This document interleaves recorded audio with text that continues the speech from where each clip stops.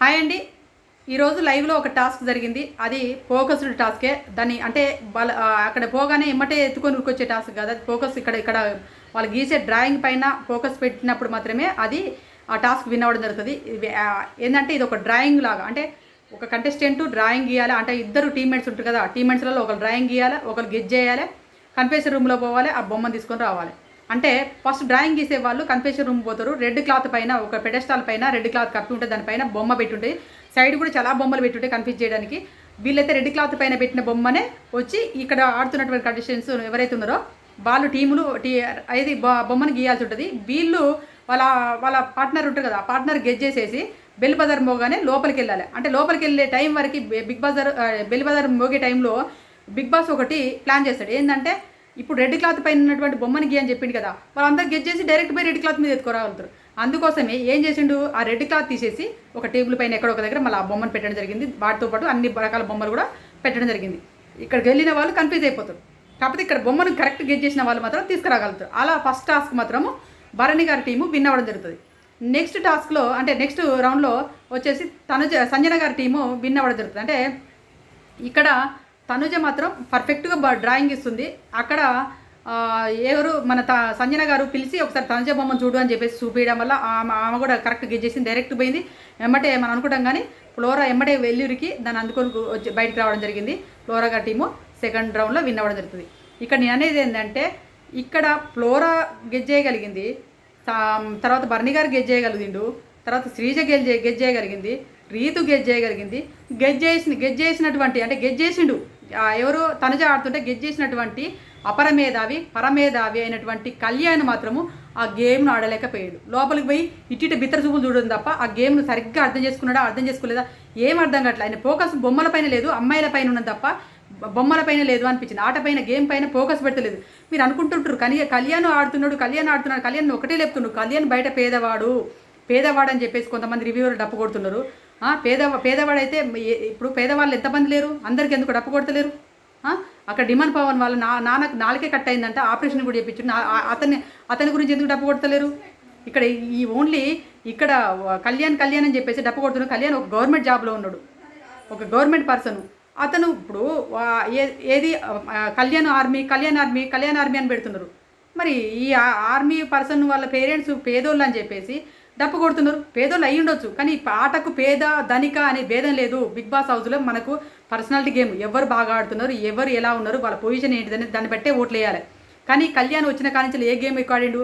ఒక ఆర్మీ పర్సన్కు ఎక్కువ ఇప్పుడు ఆర్మీ పర్సన్గా వెళ్ళాలంటే ఎన్ని గేమ్లు అంటే ఎన్ని ఎక్సర్సైజులు ఎన్ని గేమ్లు ఆడతారు, ఎన్ని చేస్తారు. వాళ్ళకు ఒక 6 నెలలు శిక్షణ ఇచ్చిన తర్వాతనే వాళ్ళు ఆర్మీలోకి వెళ్ళగలుగుతారు. అలాంటి వాళ్ళకి గేమ్లు ఆడడం ఒక లెక్క. ఆ బాల్ గేమ్ ఆడింది ఫస్ట్లో, తోపులాగా ఆడిందని చెప్పి అంతకంటే తోపుగా ఆడింది ఇమానియల్ ఆ టైంలో. కానీ కళ్యాణ్ పేరు లేసింది అక్కడ. నెక్స్ట్ ఇంకేం గేమ్ ఆడిండు, ఇక అంతకంటే తోపుగా ఏం గేమ్ ఆడిండు? తను ఏ గేమ్లో ఎఫర్ట్ పెట్టిండు? నిన్న ఇసుక గేమ్లో వీళ్ళు ఇంతకంటే బలమైన మూటలు మోసింటారు ఆర్మీలలో. ఆ ఇసుక గేమ్లో ఈయన ఇంకా అందరికంటే ముందుగా వణికిండు. ఈయనకి ఎన్నోసార్లు చెప్పిండు, కళ్యాణ్కే ఇమానియల్ ఎన్నోసార్లు చెప్పిండు కదలొద్దు అని చెప్పి కళ్యాణ్ ఆడ ఇమానియల్ ఎక్కడ రాంగ్ చేయలేదు, తప్పు ఆడ ఇమానియల్ చేసింది కరెక్టే, ఆడ అవుట్ అయ్యిండు. తర్వాత వచ్చేసి ఇంకోటి బెలూన్ ఊదే గేమ్లో ఈడ మెడ ఇట్లా వంకర పెట్టుకొని తనుజ ఇట్లా ఎత్తుందని చెప్పేసి బెలూను ఇట్లా వంకర పెట్టేసి ఆడపావులు ఆడారు. ఎక్కడ ఏ గేమ్ సరిగ్గా ఆడిండని కళ్యాణ్ ఇంతకంటే బాగా ఆడినటువంటి డిమాండ్ పవన్ ఎందుకు మెచ్చుకోలేకపోతున్నారు? అంటే రీతు చౌదరితో తిరగడం వల్లనేనా?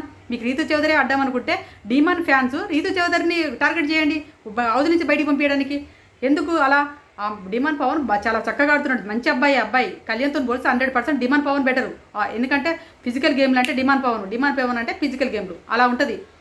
అక్కడ అంత బాగా అబ్బాయికేమో వెలివేషన్ రావట్లేదు.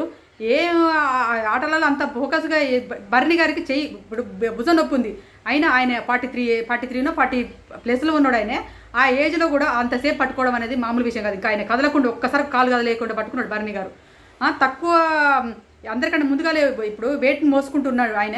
దాని తర్వాత ఎవరికి? డిమాండ్ పవన్కి వెయిట్, తర్వాత అందరికీ లాస్ట్లో పడింది డిమాండ్ పవన్కి వెయిట్. ఇంకొకసేపు ఎక్కువ ఉండేవాడేమో తెలియదు. కానీ ఇక్కడ మొత్తం పేరు మోగేది మాత్రం కళ్యాణ్ పగడాలని ఒకటే పేరు లేపుతారు. ఏం అర్థం కావట్లేదు కళ్యాణ్కు మరి అది ఎందుకు వస్తుందో తెలియదు. Next Kalyan Sreeja target, Kalyan Sreeja target. Sreeja Kalyan ఎందుకు టార్గెట్ చేస్తారు, ఎవరెందుకు టార్గెట్ చేస్తారు? ఇంకా వీళ్ళే డిస్కషన్ చేసుకొని అరే మన ఇద్దరం ఒకటి టీంలు ఉంటే మన ఇద్దరికి పోటీ పడదు అనుకో, మనం ఒకరినొకరు తీసేసుకోలేము, మళ్ళీ ఇబ్బంది అవుతుంది. ఒకవేళ మన ఇద్దరిలో ఒకరిని ఒకరు ఎలిమినేషన్ పెట్టాలన్నా కూడా మనకు ఇబ్బంది అవుతుందిరా.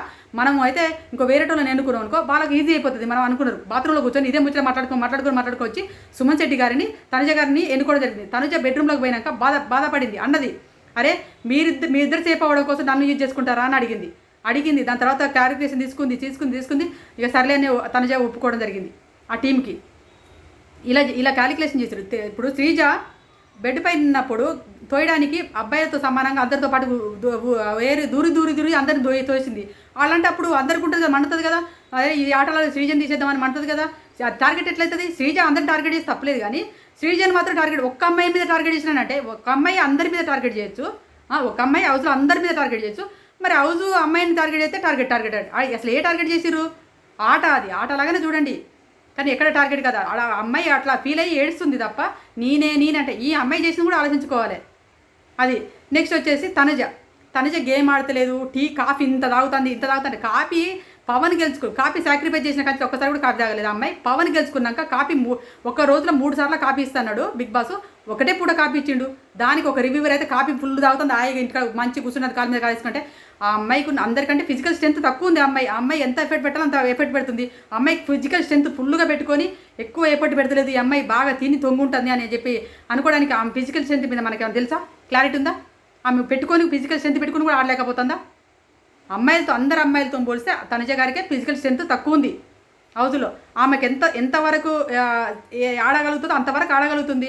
ఆ అమ్మాయిని కూడా టార్గెట్గా పెట్టుకుంటారు రివ్యూవర్లు, ఏందో తెలియట్లేదు. మళ్ళీ ఇంకా నెక్స్ట్ ఏంటంటే అమ్మాయి అరుస్తుంది, అరవడం తప్పు, 100% అరుస్తుంది. అరవడం అనేది తప్పే, కానీ ఏ యాంగిల్లో ఎందుకు అరిసింది, ఎందుకు ఫ్రస్ట్రేషన్ అవుతుంది అని అన్ని కోణాల్లో కూడా ఆలోచించుకోవాలి. అక్కడ అట్లా జరుగుతుంది. నెక్స్ట్ వచ్చేసి ఇంకెవరున్నారు? సరే ఎక్కడికక్కడికి వెళ్ళిపోతున్నాం. ఇలా ఈ గేమ్లు ఆడేది. ఈరోజు గేమ్లలో మరి ఇప్పుడు ఇంత ఫోకస్డ్గా ఉన్నటువంటి కళ్యాణ్ ఎందుకు విన్ అవ్వలేదు? ఇప్పుడు అమ్మాయి బయటకు వచ్చింది, కొద్దిసేపు ఎమోషనల్ అయింది ఆ టాస్క్ ఆడుతున్నప్పుడు. అరే ఈసారి ఇప్పుడు లాస్ట్ దాకా ఆడుతున్నారు, అందరు తెచ్చుకుంటారు. ఒక పార్ట్నర్ ఉన్నప్పుడు ఆలోచిస్తుంది, ఈసారి మావాడు చేస్తాడు ఎదురు చూసి ఒక ఏమంటారు ఆశలు అడి ఆశలు అవుతుంటే ఫీల్ అవ్వరా? కంటెస్టెంట్ ఫీల్ అవ్వరా? ఇప్పుడు అందరు గెలిచారు, అందరు విన్ అవుతున్నారు, మావాడు ఏం అవ్వట్లేదు, మావాడు ఏం పట్టుకురావట్లేదు అని ఫీల్ అవ్వరా? ఆ అమ్మాయి ఫీల్ అవ్వడం తప్పేముంది? ఎక్కడ ఇబ్బంది పెట్టించింది అబ్బాయిని?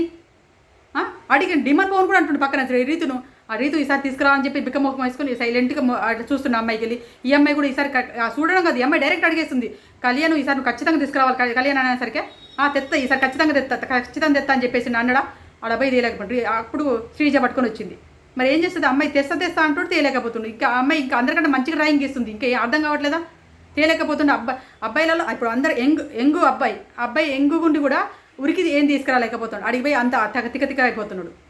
అబ్బాయి ఫాల్ట్ పెట్టుకొని అమ్మాయిని అనడము, అమ్మాయికి ఉంటుందా? డ్రాయింగ్ ఇంత బాగా గీస్తున్నా, ఎన్ని చేస్తున్నా, ఏదో నేను ఓడిపోతున్నానే ఒక ఫ్రస్ట్రేషన్లో వచ్చి బయట కూర్చుంటే అరే ఇక ఈ అమ్మాయి బాధపడాడు పక్క పెట్టు, ఈ అబ్బాయి దగ్గర కూర్చొని ఇటు చేసుకుంటా ఏం కాదురా ఈసారి మనం చూసుకుందాంగా. ఈ అమ్మాయి బాధ ఏదో బాధపడుతుంది, దాన్ని ఇంకా ఎక్కువ వెలివేషన్ చేసి ఆ బాధపడక ఈ నానుడే సరిపోతుంది. ఆ అమ్మాయి సరేలే వదిలే ఈసారి చూసుకుందా నెక్స్ట్ గేమ్ అని చెప్పేసి అన్నది తప్ప ఆ అమ్మాయి నువ్వు ఎందుకు ఫోకస్ పెట్టలేకవని ఫస్ట్ అక్కడ అడిగింది.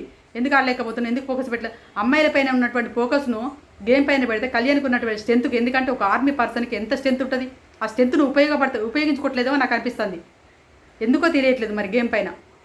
ఇది ఈరోజు జరిగింది. నెక్స్ట్ వచ్చేసి ఇంకో గేమ్ కూడా జరుగుతుంది. అది ఇసుక బస్తాల టాస్క్, అది బరువును మోయాలి, అది కూడా ఫిజికల్ టాస్క్ లాగానే. ఆ టాస్క్లో కూడా తనుజది మిస్టేకే కనబడుతుంది, 100% 1000% మిస్టేకే కనబడుతుంది. ఎందుకంటే ఇంతకుముందు ఆడిన టాస్క్లో కళ్యాణ్ని ఏమనలేదు, తను బాగానే ఆడినా అనే ఫీల్ అయింది అన్నట్టు, ఒక ఫీల్డ్లోకి వెళ్ళిపోయింది. నేను ఇంత బాగా ఆడినా అక్కడ కళ్యాణ్ ఆడలేకపోయాడు, అదొకటి మైండ్లో ఉండిపోయింది. దాని తర్వాత ఇక్కడ ఏం మిస్టేక్ చేసిందన్నది మర్చిపోయి ఆ అబ్బాయి పైన అరవడం జరిగిందని నాకు అర్థమవుతుంది ఇప్పుడు. ఎందుకంటే ఈ గేమ్ ఆ గేమ్ కంపేర్ చేస్తే నాకు అలా అర్థమవుతుంది. నెక్స్ట్ నేను ఆ వీడియోని కూడా చూసినాక, అంటే ఆ గేమ్ని కూడా చూసినాక నెక్స్ట్ ఇంకో రివ్యూ చేస్తాను. ఇది నా ఒపీనియన్ మాత్రమే.